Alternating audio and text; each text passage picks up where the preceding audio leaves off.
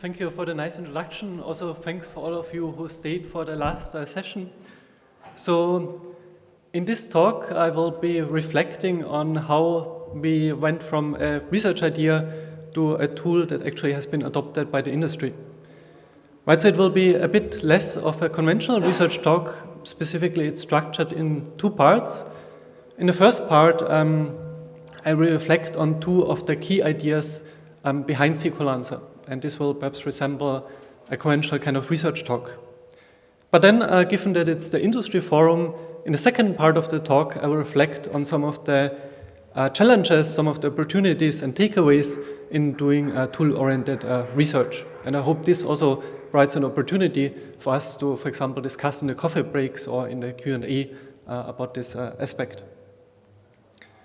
So by now you're probably wondering what's SQLancer or SQLancer. SQLancer is an automated testing tool or FASA that we have developed for database management systems aiming to find various kinds of bugs. And SQLancer has found and reported, or we have used SQLancer to find and report more than 800 bugs in widely used systems, and the majority of those have been fixed by the developers. And by now also many companies and organizations have adopted SQLancer to prevent bugs from being introduced in their database systems. Now, what's the secret sauce? What's the key idea, or what makes SQLancer stand out in contrast to other automated testing tools for database systems? Basically, it's the test oracles that we've developed. So we've come up with a series of test oracles that basically inspect the behavior of the system and then determine whether it's expected or not. More specifically, we have developed test oracles that, given the database and a query, that they basically determine whether the output is correct for the given query. We've also looked into isolation level bugs. So database systems typically provide support for executing multiple transactions at the same time, and isolation level guarantees basically specify what one transaction can observe of another. And we have also developed some approaches in that direction. And finally, we have looked into performance issues, so determining whether a query is being processed with the expected degree of efficiency. Now, for time reasons, I can only zoom into one of these test oracles that we've developed, and I will present one of the most early ones that we have developed, namely ternary logic partitioning, which I developed together with Chenung, who was my postdoc mentor and who also presented earlier on today. To start with a concrete example, you can see here a database that we've already constructed with two tables, T0 and T1. You can also see that the value that is being stored looks quite interesting. Basically, we have a positive 0 and a negative 0. And the question here is, what's the expected result for this given query? This basically determines on how this predicate here evaluates. If it evaluates to true, a result will be fetched. Otherwise, no result will be fetched.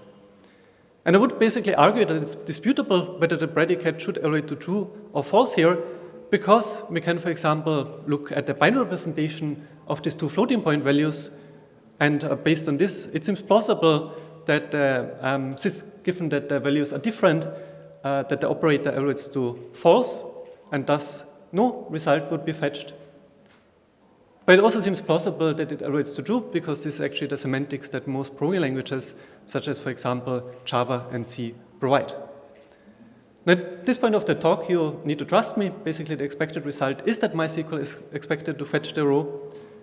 However, when we tested the latest version of it, it failed to do so, and we reported this to developers who then fixed it for the next release of MySQL. Now, the question is, how did we find this bug, given that it's actually quite tricky even for us, if we have given this minimal example to determine what's the expected behavior. Basically, we come up with this test oracle. And the test oracle is based on the following high-level idea.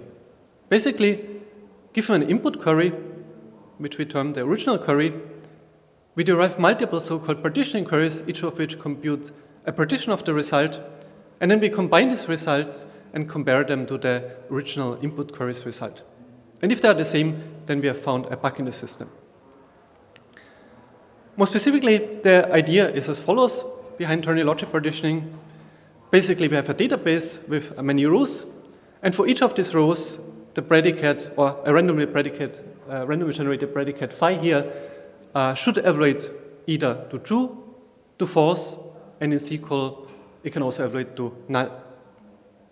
We call this the ternary predicate variance, and given our database or any kind of intermediate result, we can partition it into these three parts, namely those where the predicate evaluates to true, where not the predicate evaluates to true, or the predicate is null, evaluates to true. Now coming back to the motivating example, how did we detect the bug? First, we generated this original query, or this input query here, that simply fetches the cross product of these two tables, and there MySQL returned a single row. And then we derived these partitioning queries based on this randomly generated predicate here. And you can see we have these three partitions with the non-negated predicate, the negated one, and the is null. And here MySQL returned an empty result, which is unexpected because we constructed these two queries in such a way that they were expected to compute the same result. And this allowed us to find the bug in MySQL. The idea is actually quite general, so now I only give you one example. I want to give you a second example, how we can test aggregate functions which compute the results over multiple rows. And there, to directly show this on a concrete example for CockroachDB, you can see that we've already generated a database, and then you can also see here that we have original query with an aggregate function, and here CockroachDB returned null.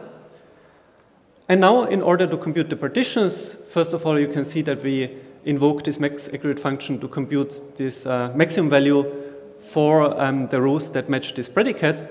And then you can also see that in order to derive the overall result, we need to invoke the max aggregate function once again. And given that the result was different here for this overall result, we were again able to find and report this bug. So at that time, we evaluated this approach on 7 widely used database systems, and we found many bugs, about 200, and at the time when we had published the paper, also the majority of those had already been fixed. And this is one example of the test oracles that we have developed in this space. Now, by now, you're probably already wondering, how did we generate this original query and how did we generate these databases? So there, the first thing that we had implemented in SQLancer resembles existing approaches to random generation, such, for example, if you're familiar with CSmith, it's quite similar in the sense that we had some rule-based generators for each SQL dialect that first generated a database schema, generated some random values, some other database state like indexes, and then given that database state creation is quite expensive, typically we also then generated many queries to be executed on this database state. This approach is quite naive, right? Because we do not really have any guidance on what a query or database state might be interesting. So we thought, can we do better? And the answer to this is yes. So I was working with a very smart student, Chin, who came up with an approach to improve upon this naive generation process. Specifically, what he proposed is to use query plans to steer the test case generation process towards exploring more interesting, more unique behaviors. Now the question is, what's a query plan? There, at a very high level, I need to explain how database systems work. Basically, as a user, you have a SQL query that you send to your database system, and SQL is a declarative language. So the database system needs to create some kind of execution plan that controls how the query is exactly executed. But as a user, that's typically transparent to you, right? You're not interested in the query plan, you're just interested in getting the result. However, database systems, they actually provide typically a keyword that allows you to query the textual representation of this query plan, for example, using explain, and is often used for debugging purposes, for example, to understand the performance of a query. And query plans, they provide both rich and concise information to understand basically what behaviors of the database systems are being exercised. I want to show this on a simple example. You can see here that we have a simple query on a database state, and the database system decided to use a sequential scan, basically reading through the records one by one. But had we created an index beforehand, then the database system would have actually decided to make use of that index, at least for that concrete example, and you can see that this is reflected in the query plan. Of course, that's a very simple example, but in general, query plans provide information on how tables are scanned, how records are filtered, how tables are joined, and for example, what algebraic optimizations are being performed. So we thought, can we use this in to guide our query generation process?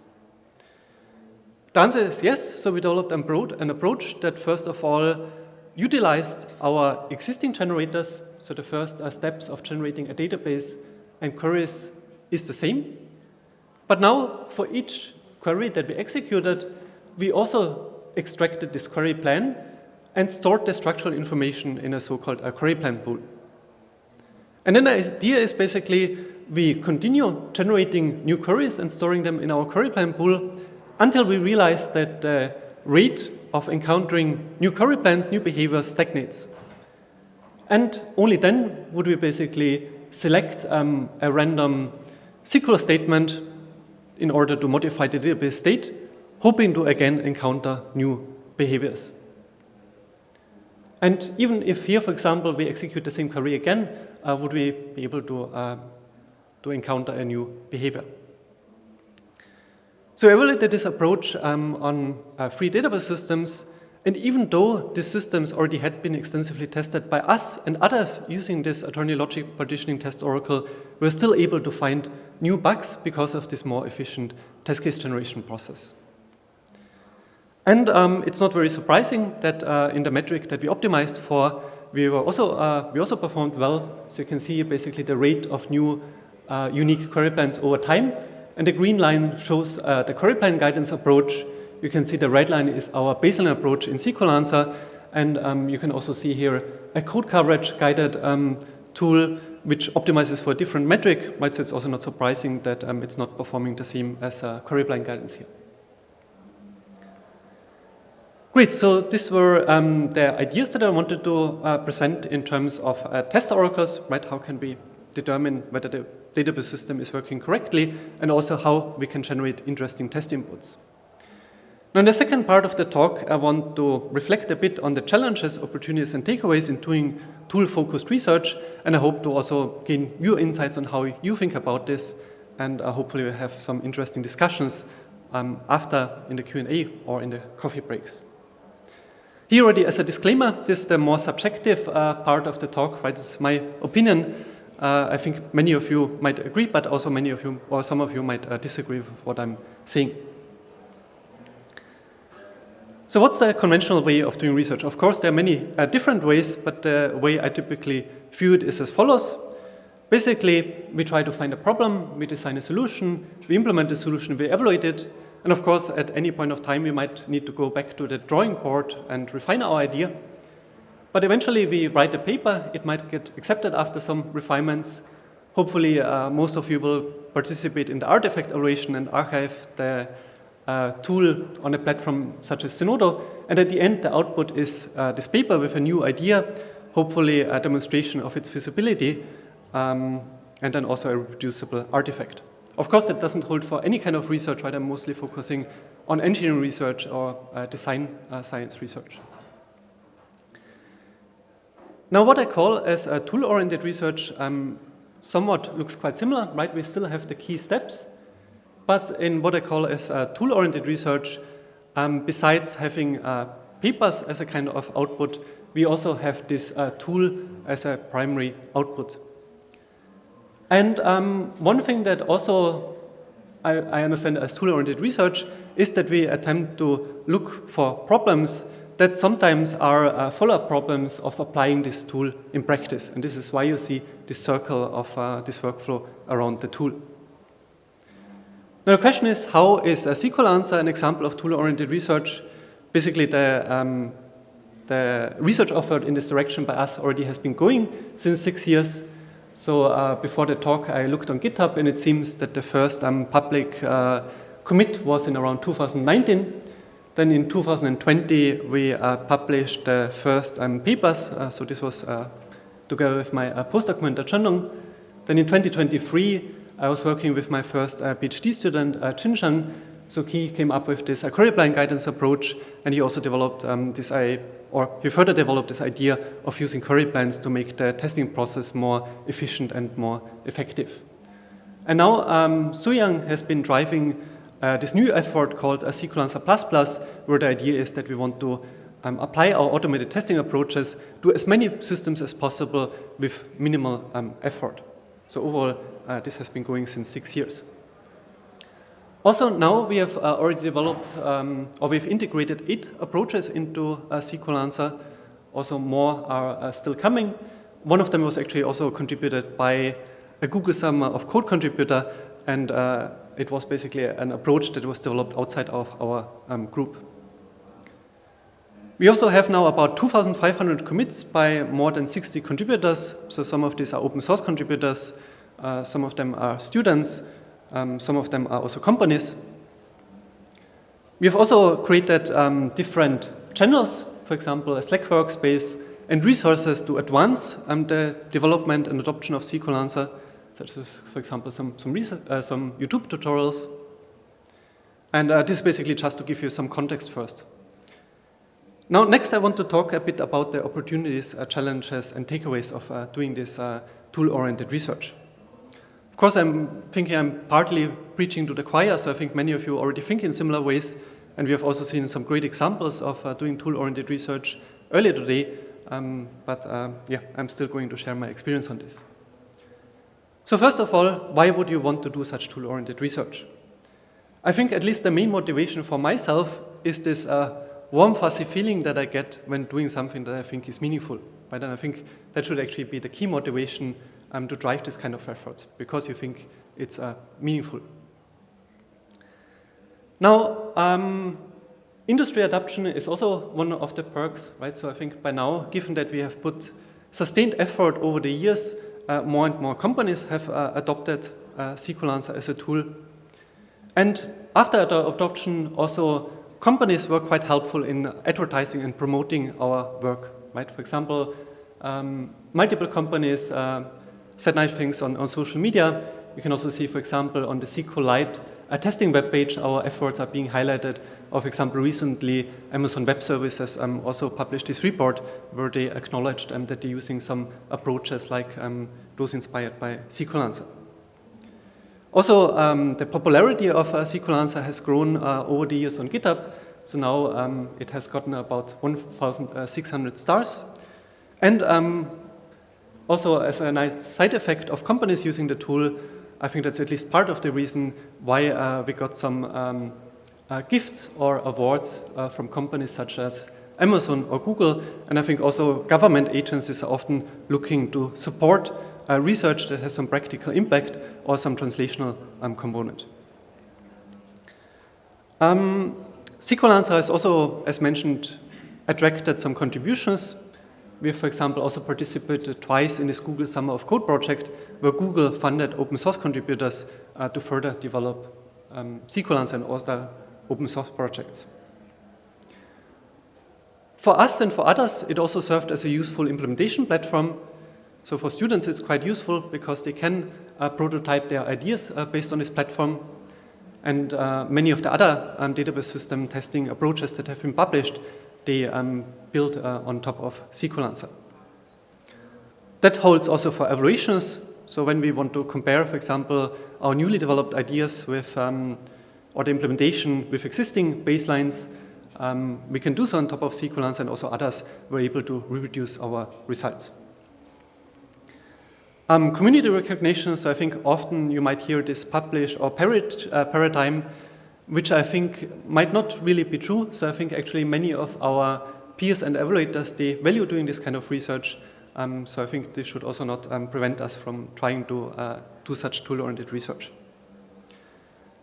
Last but not least, it's also that like working and maintaining SQLancer opened or helped us identify new research problems to work on. For example, here you can see Vides, which is a database system development company, and they tried to use SQLancer in their work, but they gave up because of the effort of basically implementing support for the SQL dialect. And this inspired Suyang to tackle this challenge. So he, as I mentioned before, he's been working on the SQLancer++ effort, where we still want to have a similar bug-finding effectiveness like SQLancer, but we hope to lower the implementation effort to close to zero when SQLancer should be applied to a new database system. And this basically helped us both to find new problems and then also subsequently motivate them, for example, in our papers.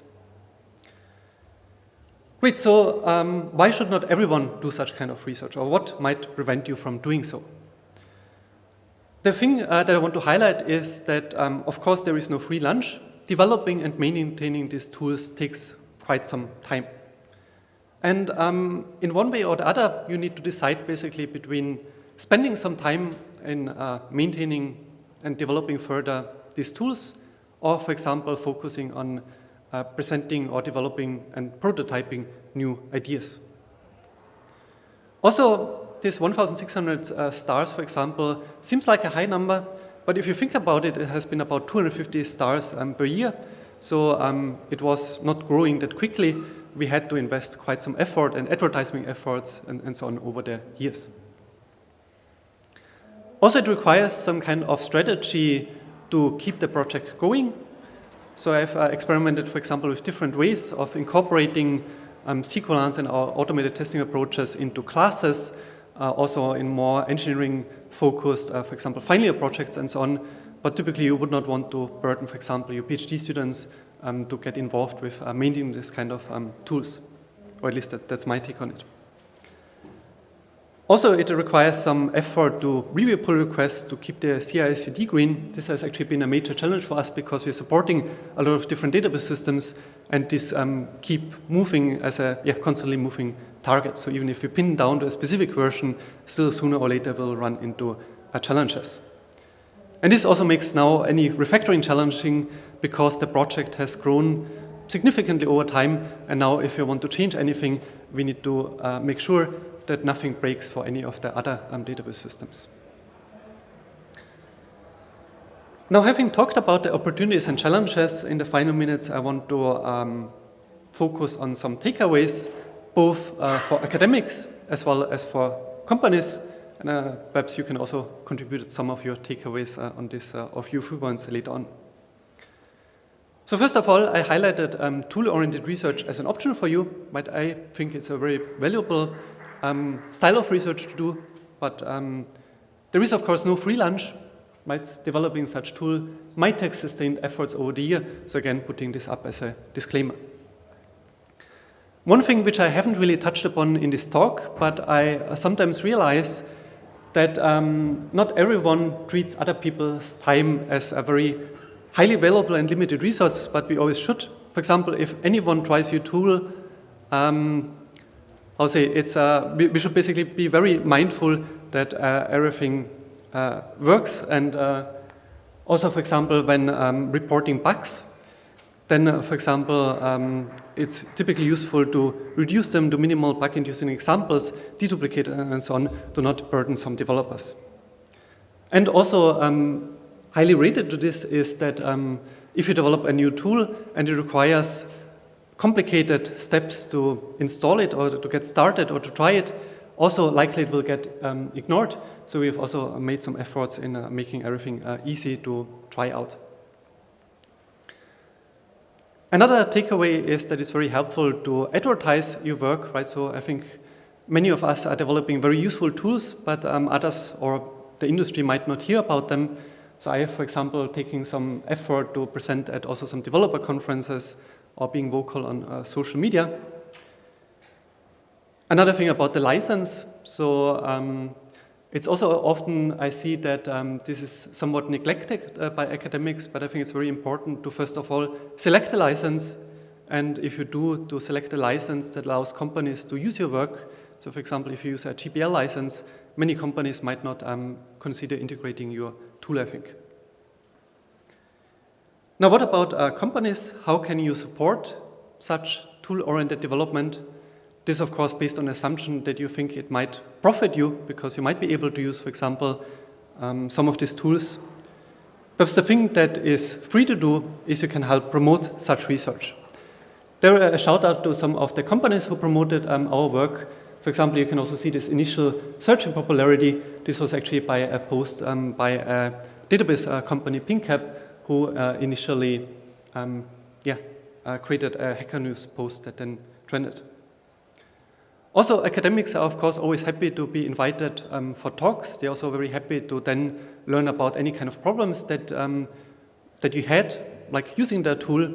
So this is also something that is free to do.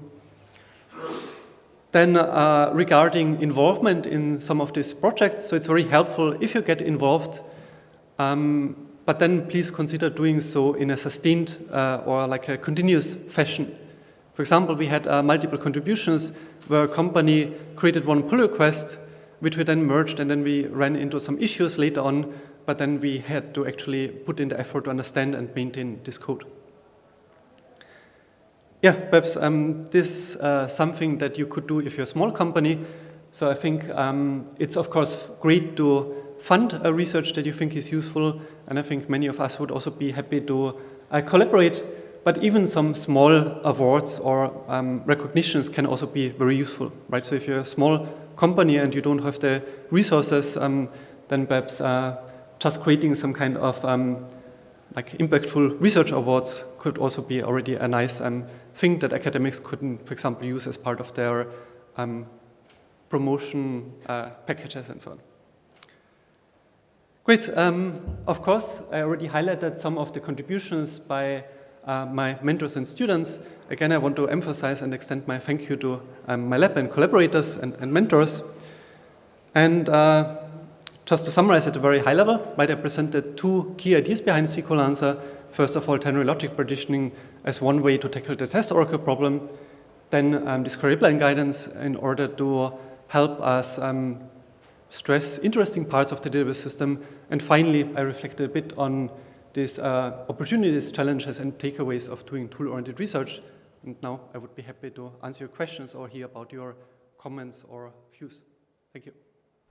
Okay, let's thank Manuel first. Yeah. Do you have any questions? Hello, thanks. Great talk. So I'm actually wondering, so it seems that you are still the main maintainer of the SQLancer.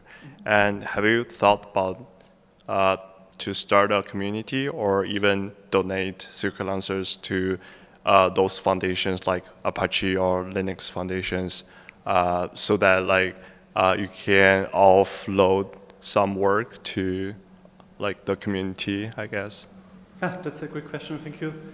So I would be very excited if someone else would want to take over the project. Actually, I hadn't considered any of these foundations, but I think it's a great idea, so perhaps I should look into that. I guess it depends whether we can find, for example, some contributors or students also who would be happy to maintain this, I guess, over the year. Yeah. Oh, actually, another, sorry, follow-up. Like, have you tried to get companies to involved as well?